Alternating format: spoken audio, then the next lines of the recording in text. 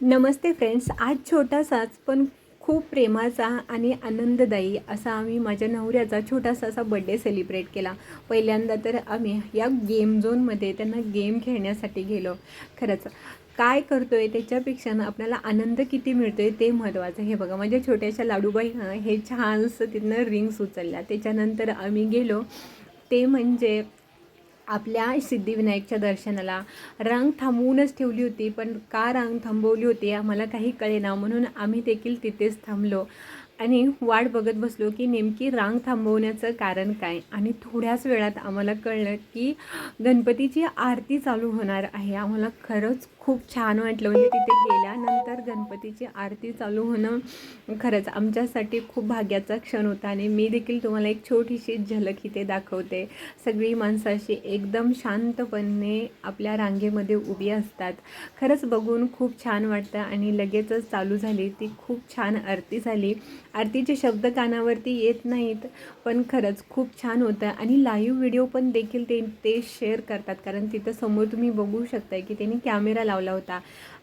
आता हा आहे तो बाजूचा परिसर. गणपती येणार आहे त्याच्यामुळं ते गणपतीची तयारी देखील खूप छान पद्धतीनं इथे चालू आहे. त्याच्यानंतर त्याच्या समोर असणारा मला वॉशिंग मशीन घ्यायची होती, म्हणून वॉशिंग मशीन खरेदी करण्यासाठी आम्ही तिथेच समोर गेलो होतो.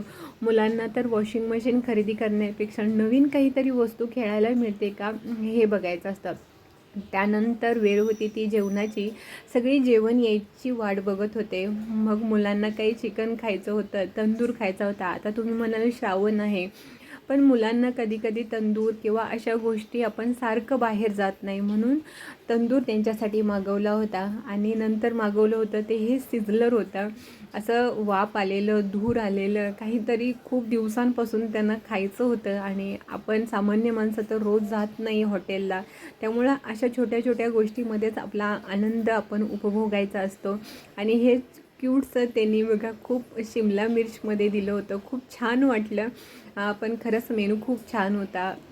आणि शेवटी मुलं काही खात नव्हती, म्हणून मुलग्याला त्याचे वडील भरवत होते, म्हणून माझी मुलगी म्हणली तूही मला भरव, म्हणून मी भरवते. पण ती म्हणते मला व्हिडिओमध्ये तोंड नाही दाखवायचं, मला भरव, मी भरवल्यावर खाणार. सगळी लोकं माझ्याकडे बघत होती, पण काय करणार, शेवटी मुलांनी खाल्लं नाही तर भरवावंच लागतं.